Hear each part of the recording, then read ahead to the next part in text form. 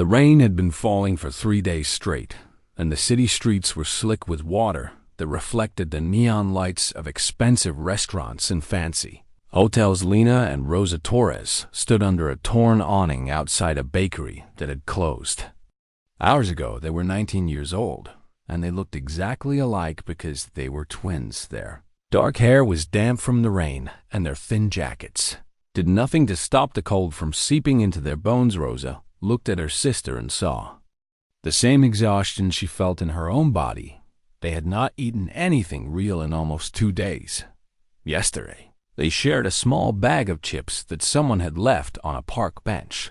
The day before that, they split a bruised apple they found near a fruit stand. Their stomachs had stopped growling hours ago, and now there was just a hollow, empty feeling that made it hard to think straight. 3 months ago, everything was different. 3 months ago, they had a home. It was small, and the heating never worked properly in winter, but it was theirs. Well, it belonged to their grandmother. Actually, Abella Carmen had raised them since they were 4 years old, after their parents died in a car accident on a rainy night just like this one. She worked 2 jobs, cleaning offices at night and houses during the day. Her hands were always rough and cracked, but they were gentle when she braided the girls' hair or wiped their tears. Abella Carmen never had much money, but she had something more valuable. She had love that filled every corner of that tiny apartment, and she had music. Every Sunday morning, she would wake the girls up early, and they would sing together in the kitchen while she made breakfast. Old songs from her village back home, gospel hymns she learned from the church down the streets, sometimes just made-up melodies that came from nowhere and everywhere at once. She taught them how to breathe from their bellies, how to hold a note until it became something alive, how to blend their voices together so perfectly that it sounded like one beautiful instrument. You girls have a gift from God. She used to say, don't ever waste it. Don't ever let anyone take it from you. Then 3 months ago, Abuela Carmen went to sleep and never woke up. The doctor said it was her heart. It just stopped beating sometime in the night. The girls found her in the morning, looking peaceful, like she was having a nice dream. They held her hands and cried until they had no tears left. After the funeral, everything fell apart. Quickly, they learned that their grandmother had been behind on rent for months. She never told them because she didn't want them to worry. The landlord gave them 2 weeks to leave. They had no other family, no relatives who could take them in. Their parents had been only children, and their grandparents on that side died years ago. They tried to find work, but without a permanent address, it was almost impossible. Shelters were full. The system had waiting lists that stretched for months, so they ended up on the streets carrying everything they owned in 2 old backpacks. That was how they found themselves standing in the rain outside a closed bakery, watching rich people walk in and out of a restaurant called the Golden Terrace. The place was famous. In the city, politicians ate there, movie stars, business people who made more money in one day than Abuela Carmen made in her whole life. Through the big windows, the twins could see white tablecloths and candles, and people laughing over plates of food that probably cost more than a week's rent in their old apartment. Rosa's stomach made a sound like a wounded animal. We should move, she said to her sister, find somewhere dry to sleep tonight. But Lena was staring at the restaurant with a strange look in her eyes. What if we sang for them? She said quietly. Rosa turned to look at her. What do you mean?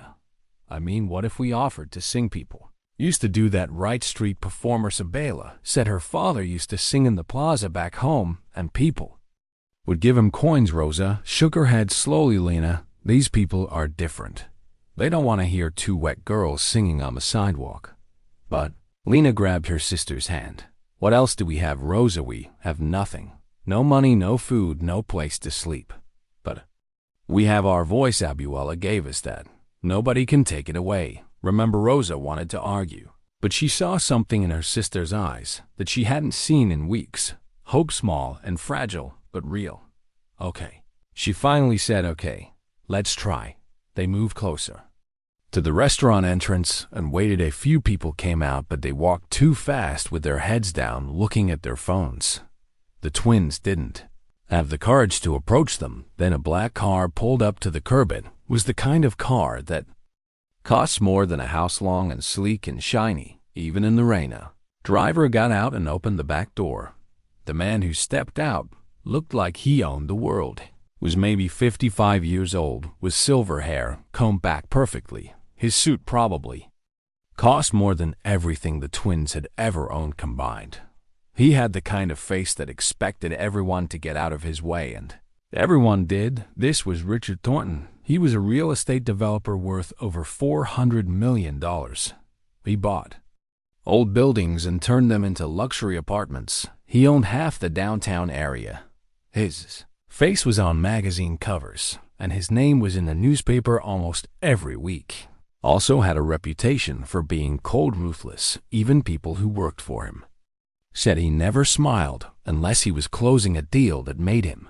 Richardlina squeezed her sister's hand and stepped forward before she could lose her nerve. "Excuse me, Sir Richard." Thornton stopped and looked at her like she was a bug that had landed on his expensive shoe. "Yes, my sister and I were wondering if maybe we could sing for you in exchange for a meal. We haven't eaten in 2 days, and we can sing. Our grandmother taught us, and people always said we were good." She was talking too fast, and she knew it, but she couldn't stop. "We won't bother anyone inside. We could sing right here. Just one song, please, for a moment." Richard Thornton just stared at her then. His face did something strange. It twisted into a smile, but not a kind one. It was the smile of someone who had just heard the funniest joke in the world. And then he laughed. It was a loud, harsh sound that echoed off the wet buildings. "Sing for food," he said, still laughing. "What is this, some kind of fairy tale? Do you think this is a movie where I give you a chance and you become famous?" He shook his head, and the smile disappeared as quickly as it came. "Get a real job," he said. "Stop begging and do something useful with your lives." Then he walked past them like they were invisible. Like they were. Nothing, like they didn't even exist. The twins stood frozen on the sidewalk. The rain was still falling, but they didn't feel it anymore. All they felt was the burning shame spreading through their bodies. Rosa started to cry silently, tears mixing with rainwater on her cheeks. Lena put her arm around her sister, but she couldn't speak. Her throat was too tight. She had been rejected before. They both had. But this was different. This man hadn't just said no. He had laughed at them. He had looked at two hungry, desperate girls and found them amusing. He had made them feel like they were less than human. Doorman of the restaurant was watching them with pity in his eyes, but he didn't say anything. Probably needed his job too much to risk helping street kids come on. Lena finally whispered, "Let's go." They started walking away from the golden light of the restaurant, back into the dark, wet streets. They didn't know where they were going. They just knew they couldn't stand there anymore. Behind him, Richard Thornton was already inside, ordering a steak that cost $200. He had already forgotten about the two girls in the rain. They were nothing to him, less than nothing, just a minor annoyance that interrupted his evening for 30 seconds. But what Richard Thornton didn't know was that someone else had seen everything. Someone who had been standing in the shadows near the valet station. Someone who recognized something in those two young voices. Something rare and beautiful and worth more than all of Richard Thornton's millions. That someone was about to change everything. The woman standing near the valet station had silver hair, cut short and practical. She wore a simple black coat that looked expensive but not flashy. Her name was Dolores Vega, and she was 62 years old. Most people walking by would not give her a second glance. She looked like any other older woman waiting for her car. Dolores Vega was not ordinary. 30 years ago, she had been one of the most powerful music producers in the country. She discovered artists that went on to win every major award in the industry. She had an ear for talent that people called almost supernatural. She could listen to someone sing 3 notes and know if they had something special. Her career had been legendary. She worked with the biggest names and helped unknown singers become household names. But 10 years ago she retired. The industry had changed, and she was tired of the politics, tired of watching talented people get chewed up and spit out by record labels that only cared about money. She moved to this city to live quietly. She had enough money saved to never work again. Most days she spent reading or walking in the park or having dinner at nice restaurants. Tonight she had come to the Golden Terrace to meet an old friend, but her friend had canceled at the last minute. Dolores was about to leave when she saw the two young women approach Richard Thornton. She knew who he was. Everyone in the city knew who he was. She watched the tall twin step forward and make her request. She watched Richard Thornton's face twist into that cruel smile. She heard him laugh, and she watched the two girls stand there broken and humiliated as he walked away. Something stirred in Dolores' chest. It was a feeling she had not experienced in years. It was not pity. It was what you felt for someone who could not help themselves. This was different. This was recognition. She had seen that same desperate dignity before. She had seen it in a young woman from a small town who went on to sell 15 million records. She had seen it in a boy from the projects who became one of the greatest songwriters of his generation. These two girls had something. She could feel it, even though she had not heard them sing a single note. The way they held themselves, the way they comforted each other, the way they did not scream or curse at the man who had just humiliated them. They simply held on to each other and walked away with their heads still up. That took strength. That took character. Dolores made a decision in that moment. She stepped out from the shadows and followed them. The twins were walking fast, trying to get away from the restaurant and the memory of what had just happened. They turned down a side street that was darker and emptier. Rosa was still crying quietly, and Lena was holding her hand tight. "Excuse me," the voice came from behind them, and both girls spun around with fear in their eyes. Living on the streets had taught them to be careful. Not everyone who approached you in dark alleys had good intentions, but the woman standing there did not look threatening. She looked kind, tired but kind. "I saw what happened back there," Dolores said. "That man was cruel, and you did not deserve that." Lena stepped slightly in front of her sister. "What do you want?" "I want to hear you sing." The words hung in the air between them. Rosa wiped her eyes and looked at this strange woman. "Why?" "Because I think you might have something special, and I have spent my whole life looking for something special." Lena shook her head. "We already tried that tonight. Look how it turned out." Dolores nodded slowly. "That man back there is a fool. He has money, but he has no soul. He would not recognize real talent if it walked up and introduced itself, which it did tonight." And he laughed at it. She took a step closer. "I am not like him. I used to work in the music business. I helped discover some artists you have probably heard of. I retired years ago, but I still know talent when I see it or when I sense it, and right now I am sensing something in you two. Sing for me right here, right now, one song." Rosa looked at her sister. Lena looked back. Something passed between them, a silent conversation that only twins can have. They were cold and wet and hungry and humiliated.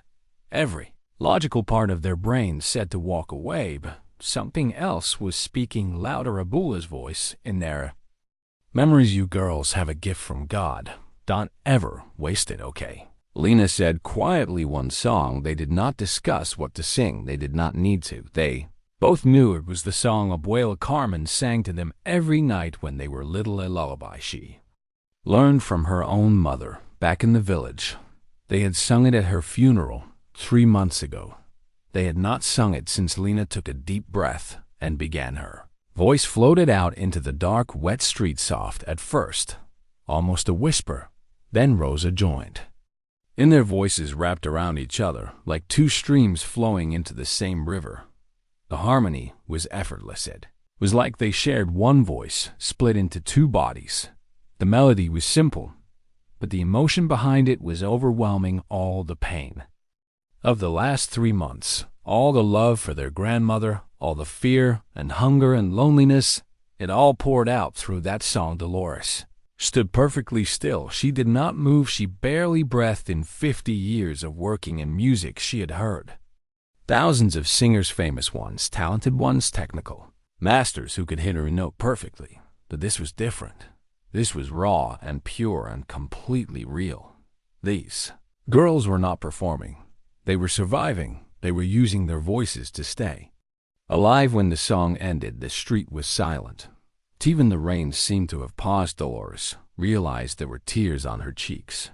She could not remember the last time music had made her cry. Finally, she spoke. "What are your names, Lena and Rosalina?" And Rosa what Torres. Lena and Rosa Torres. Dolores reached into her coat and pulled out a small card. She handed it to Lena. "My name is Dolores Vega. This is my address. I want you to come to my home tomorrow morning at 10. Lena looked at the card, then back at the woman. "Why? What do you want from us?" Dolores smiled, and it was a real smile, not like the cruel twist of Richard Thornton's mouth. "I am not offering you a meal. I am not offering you charity.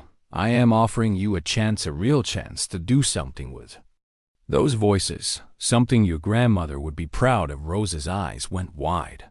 "How do you know about our grandmother?" Dolores shrugged. "I heard it in your song.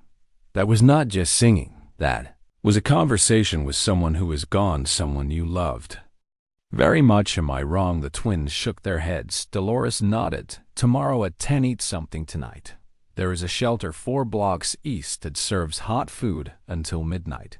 Tell them Dolores sent you. They know me there." She turned to leave, then stopped. "One more thing. That man who laughed at you tonight, remember his face. Remember how it felt not to hold on to anger, but to remind yourself why you are doing this. Someday, when you are standing on a stage in front of thousands of people, you will remember this night. You will remember the rain and the hunger and the cruelty, and you will know how far you have come." Then she walked away into the darkness. The twins stood there holding the small card. They looked at each other. "Is this real?" Lena whispered. "I don't know." Rosa replied. "But what do we have to lose?"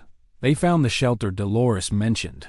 The people there did know her. She donated money every month and sometimes volunteered on holidays. They gave the girls hot soup and bread and a dry place to sleep. For the night, it was the first real meal they had eaten in days. That night, lying on a thin mattress in a room full of strangers, Rosa whispered to her sister, "Do you think she is telling the truth about being in the music business?" Lena stared at the ceiling. "I don't know, but she knew about Ebola. She heard it in our song. Nobody has ever heard that before." Rosa was quiet for a moment. "What if this is it? Lena, what if this is the thing Abuela always said would happen? She always told us our voices would take us somewhere. What if this is the start?" Lena reached over and squeezed her sister's hand. "Then we show up tomorrow at 10. We see what happens." Neither of them slept much that night. But for the first time in 3 months, it was not because of fear or cold or hunger. It was because of hope, small and fragile and barely alive, but hope nonetheless. The same hope that Richard Thornton had tried to crush with his laughter. Same hope that Dolores Vega had seen shining in 2 hungry girls on a rainy street. The same hope that Abuela Carmen had planted in them years ago. With every song and every lesson and every whispered prayer, tomorrow, everything would change. They did not know it yet, but they were standing at the edge of something extraordinary, and they were about to step forward into a new life. The next morning, the twins woke up before sunrise. They washed their faces in the shelter bathroom and tried to make themselves look presentable. Their clothes were wrinkled and worn, but they were clean. Rosa braided Lena's hair, and Lena braided Rosa's. It was something Abuela used to do for them every morning before school. Doing it for each other felt like carrying a piece of her with them. They left the shelter at 8:30, even though the appointment was not until 10. They did not want to risk being late. The address on the card led them to a part of the city they had never seen before. Quiet streets lined with trees, big houses set back from the road with gates and long driveways. This was where rich people lived, not flashy rich like Richard Thornton, old money rich. The kind of wealth that did not need to show off. Dolores Vega's house was smaller than the others on her street. A 2-story home painted soft yellow with a garden full of flowers. There was a small sign by the gate that said, "Welcome" in 3 different languages. Twins stood outside for 15 minutes, trying to gather their courage finally. At exactly 10 o'clock, they walked up and rang the doorbell. Dolores answered wearing simple clothes and no makeup. She looked different, in daylight, softer, somehow less mysterious. "Come in," she said. I made breakfast. The inside of the house was warm and filled with light. There were photographs everywhere. Dolores with famous singers, Dolores holding awards, Dolores shaking hands with people the twins recognized from television and magazines. But the photos were not displayed like trophies. They were mixed in with pictures of family and friends and places she had traveled, like they were all equally important memories. The kitchen smelled like coffee and fresh bread and eggs. Dolores had set the table for 3. She said, "Eat first." Then we talked. The twins tried to eat slowly, but they were so hungry. Dolores pretended not to notice how fast the food disappeared from their plates. She just quietly refilled them and kept the conversation light. She asked about their grandmother, about where they grew up, about their favorite songs to sing after breakfast. She led them to a room at the back of the house. It was a music studio, not a fancy professional one, but a real working space. There were microphones and speakers and a piano in the corner. Recording equipment lined one wall. Soundproofing covered the ceiling. "This is where I work," Dolores said, "or where I used to work. I have not recorded anyone new in almost 8 years. She sat down at the piano and played a few notes. "I want to be honest with you. Both what I am offering is not easy. I am not going to wave a magic wand and make you famous. That is not how this works." She turned to face them. "If you want to do this, you have to commit completely. You have to practice every single day. You have to learn things that will be boring and frustrating. You have to trust me even when you do not understand why I am asking you to do something. And most importantly, you have to be patient. Real careers take years to build. Anyone who promises you overnight success is lying." The twins looked at each other. Lena spoke first. "We have nothing else, nowhere to go, no one to help us. But that is not why we want to do this. We want to do this because singing is the only thing that makes us feel alive. It is the only thing we have left of our grandmother. And if there is even a small chance that we could turn it into something real, something she would be proud of, then we will do whatever it takes." Dolores studied them for a long moment. Then she nodded. "Good answer. Let's begin."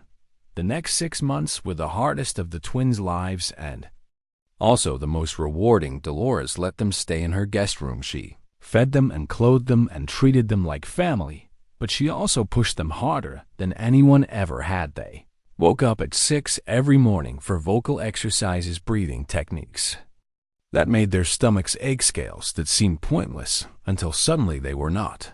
They learned music theory, how to read notes on a page, how to understand rhythm and tempo and dynamics. They studied recordings of great singers, analyzed what made them special, practiced imitating different styles until they understood them from the inside. Dolores was demanding, but never cruel. When they made mistakes, she corrected them firmly, but kindly. When they got frustrated, she reminded them why they were doing this. When they wanted to give up, she told them stories about other artists who felt the same way. "Every single successful person I have ever worked with wanted to quit at some point," she said. "The difference is they did not." Some nights after practice, the twins would sit in the garden and talk about Abuela Thea, wondered if she could see them somehow, if she knew what they were doing. Rosa said she felt her presence sometimes, especially when they were singing. Lena said she dreamed about her almost every night,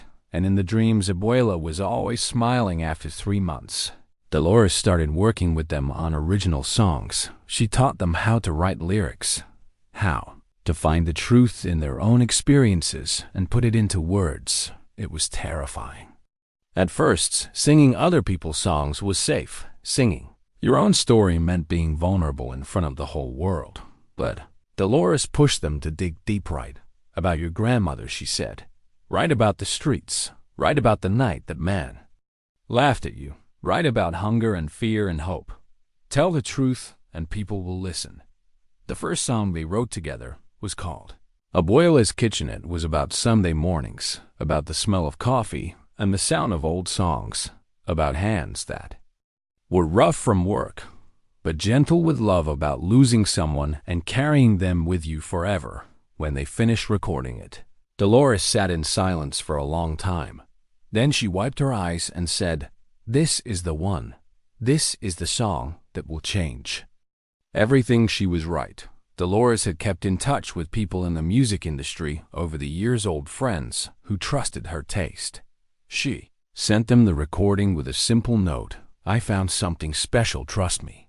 Within a week, the song had been shared among executives at 3 different record labels. Within 2 weeks, it was uploaded to social media. Within a month, it had 2 million views. The video to 3 different record labels. Within 2 weeks, it was uploaded to social media. Within a month, it had 2 million views. The Millionaire comment section exploded. People from all over the world sharing their own stories about grandmothers they had lost, saying the song made them cry, saying they had never heard voices like this before. A famous talk show host saw the video and invited the twins on her program.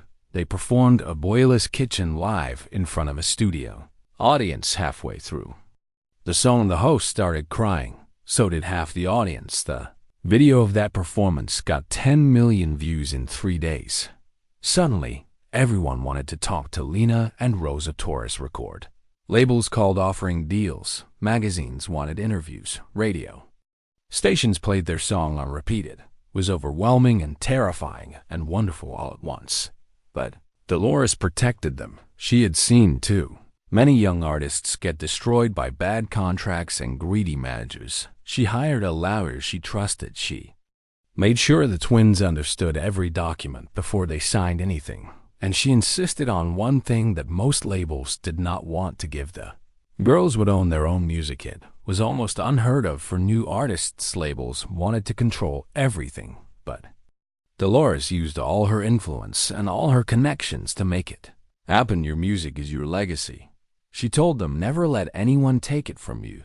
They signed with a label that agreed to their terms, a small company run by people who actually cared about artists. The advance was not huge, but it was more money than the twins had ever seen. The first thing they did was pay Dolores back for everything she had spent on them.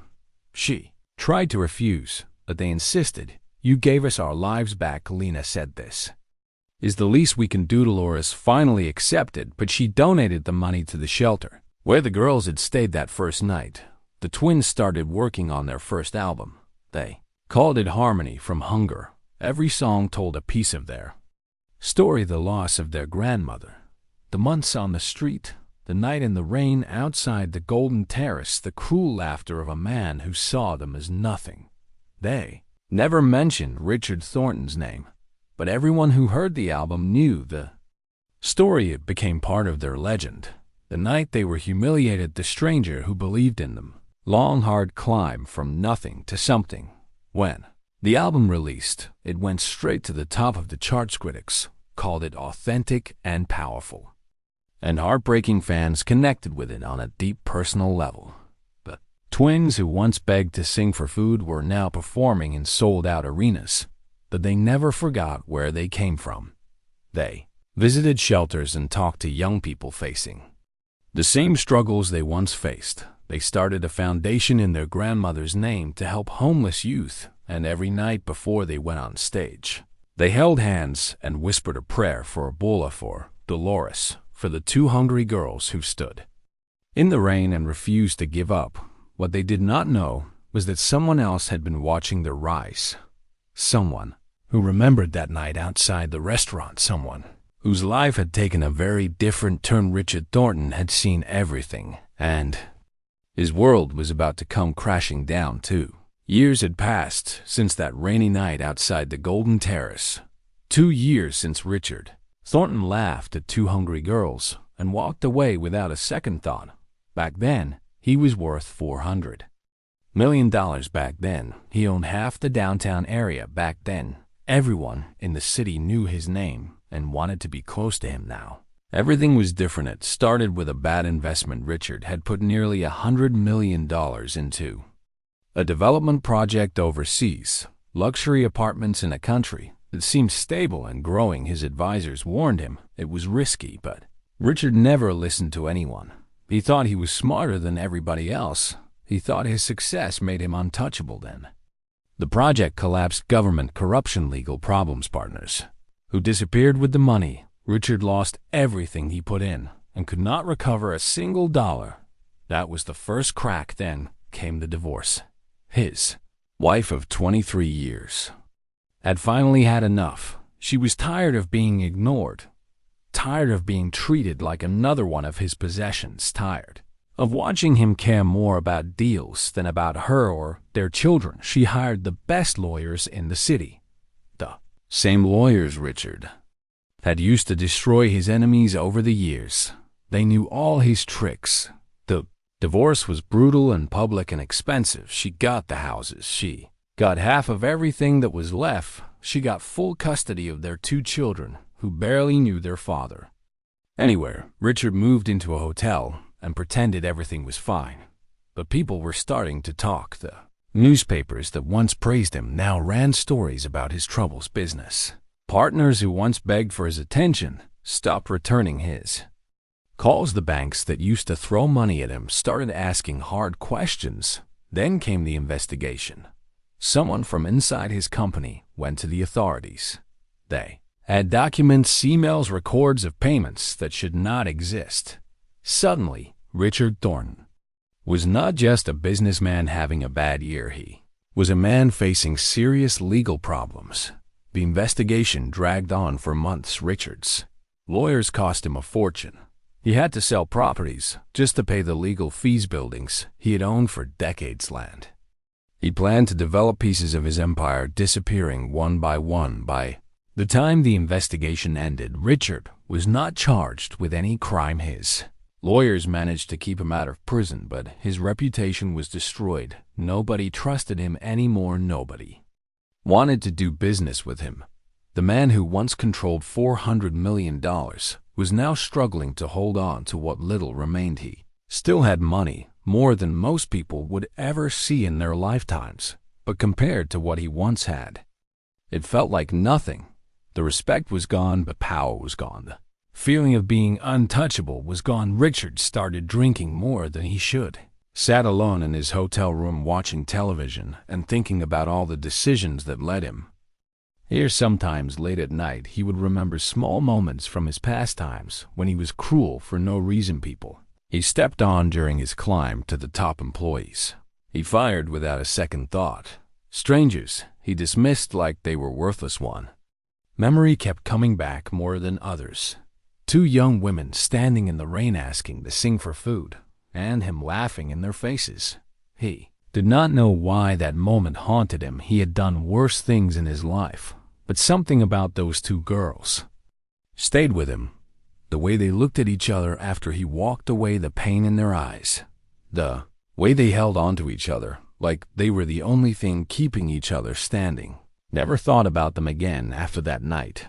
They were nobody, just 2 more poor people begging for scraps. But now, sitting alone in his empty hotel room, Richard wondered what happened to them. Did they survive? Did they find food that night? Did they give up? Then one evening, he was flipping through channels, and he saw them, right there on his television screen. 2 young women who looked exactly alike singing on a late-night talk show. The caption at the bottom said their names, Lina and Rosa Torres, the twins who went from homeless to superstars. He turned up the volume and listened. Their voices filled his hotel room, beautiful and haunting and full of emotion. The host was talking about their incredible journey, how they lost their grandmother and ended up on the streets, how they were discovered by a retired music producer, how their first album broke records and touched millions of people.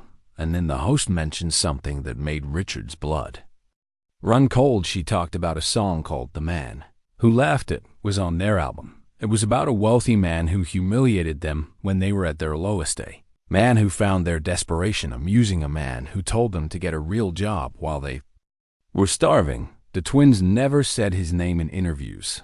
They always said it was not about revenge. It was about remembering where they came from, but Richard knew. He knew that song was about him. He listened to it that night alone in his room with a glass of whiskey in his hand. The lyrics described exactly what happened. Rain, the fancy restaurant, the black car, the cruel laughter, everything except his name. The song was not angry. That was the strange part. It was sad, almost forgiving. But it painted a picture of a man who had everything except a soul, a man who would probably die. Alone and forgotten, Richard turned off the music and sat in the darkness for the first time in his life. He felt something he had never really felt before, shame real deep. Burning shame. He had hurt so many people over the years and never cared, but somehow these two girls and their song cut through all his defenses. Maybe because they did not want revenge, maybe because they did not try to destroy him. They just told the truth, and the truth was worse than any attack could have been. Weeks passed and Richard could not stop thinking about the twins. He read every interview he could find. He watched every performance online. He learned about their foundation that helped homeless youth. He learned about Dolores Vega, the woman who discovered them. He learned about their grandmother who taught them to sing. He learned about the shelter where they stayed after he laughed at them. That same shelter was now receiving donations from the twins every month. That same shelter had a new wing named after their grandmother. Richard had walked past that shelter 100 times and never noticed it. Had never thought about the people inside. He had never thought about anyone but himself. One day, Richard saw an announcement that made his heart stop. There was going to be a charity gala in the city, a big fancy event to raise money for homeless youth programs. The entertainment for the evening would be Lena and Rosa Torres. The event would be held at the Golden Terrace, the same restaurant where everything started. Richard stared at the announcement for a long time.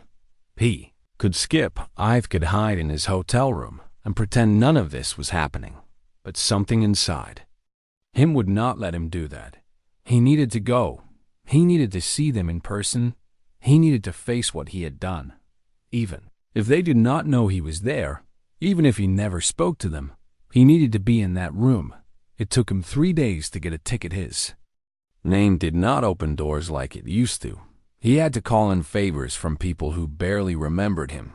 He had to pay twice the normal price because nobody wanted to sell to him. But finally he got in. The night of the gala, Richard put on his best suit. It did not fit as well as it used to. He had lost weight from stress and drinking. He looked older than his years.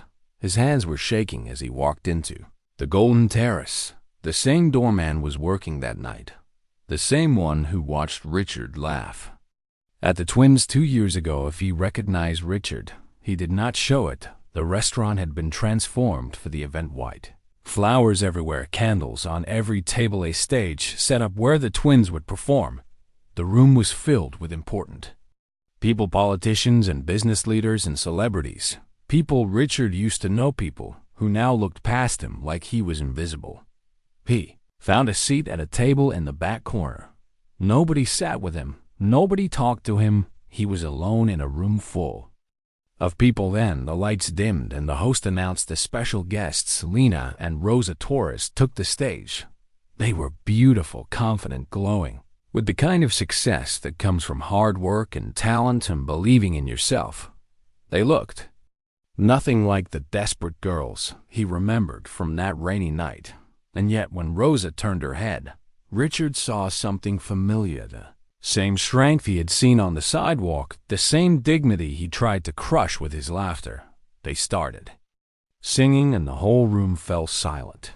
Every person in that restaurant was captivated. Richard felt tears forming in his eyes. He did not try to stop them. When the performance ended, everyone stood and applauded. Richard stood too, clapping for the girls.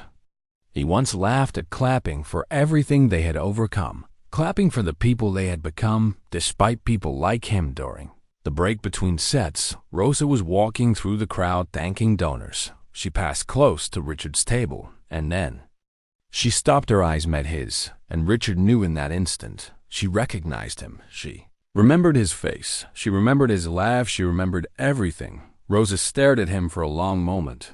Then, she turned and walked toward her sister. Richard watched. Them whispered to each other. He watched Lena look in his direction. He watched both of them make a decision. They started walking toward his table, and Richard Thornton finally had to face the consequences of who he used to be. Richard watched the twins walk toward his table, and his whole body went cold. His hands were trembling.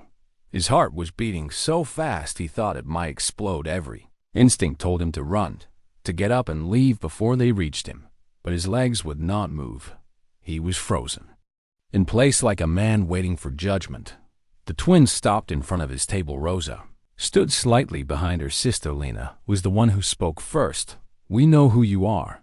Her voice was calm, not angry, not vengeful, just calm. Richard opened his mouth, but no words came out. He had spent his whole life talking, negotiating, convincing people to do what he wanted. But now, when it mattered most, he could not find a single thing to say. Lena pulled out the empty chair across from him and sat down. Rosa remained standing with her arms crossed. The three of them stayed like that for a moment. The noise of the gala seemed far away, like they were in their own little bubble, separated from the rest of the world. "I remember your face," Richard finally managed to say. His voice was rough and broken. "I remember that night. I have thought about it many times." Lena nodded slowly. "So have we. Thought about it when we were hungry. We thought about it when we were sleeping in shelters. We thought about it when we wondered if anyone in this world would ever see us as human beings." Richard felt the shame rising in his chest again, burning and suffocating. "I was cruel," he said. "I have no excuse for what I did." He looked at two young women who were starving and desperate, and I laughed at them. "I made you feel worthless. I treated you like you were nothing." He paused and looked down at his hands. "The truth is, I treated a lot of people that way. For years I thought being rich meant I was better than everyone else. I thought success gave me the right to look down on people who were struggling. I was wrong. I was so wrong." Rosa finally spoke too. "You know what the worst part was? It was not the hunger. It was not the cold. It was not even the fear of not knowing where we would sleep. The worst part was feeling invisible, like we did not exist, like our lives did not matter. You looked right at us, and you saw nothing worth caring about. That stayed with us for a long time." Richard nodded. He understood for the first time in his life. He truly understood what it felt like to be invisible, because that was exactly how people treated him. Now he walked into rooms and nobody noticed, spoke and nobody listened. He reached out and nobody responded. The man who once commanded attention everywhere he went was now a ghost. "I know what that feels like now," he said quietly. "I know that does not fix anything.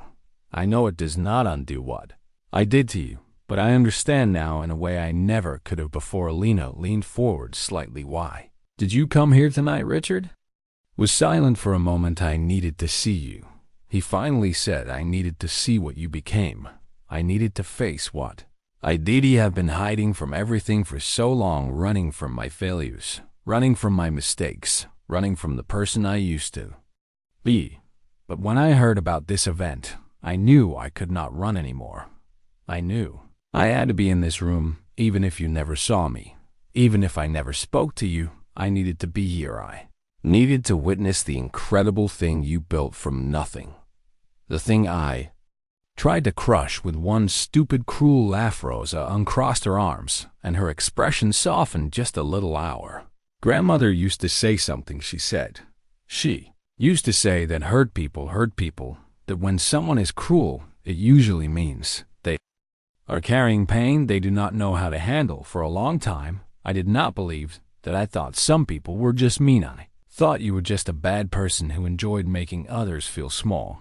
But looking at you now, I am not so sure." Richard wiped his eyes with the back of his hand. He did not care anymore if people saw him crying.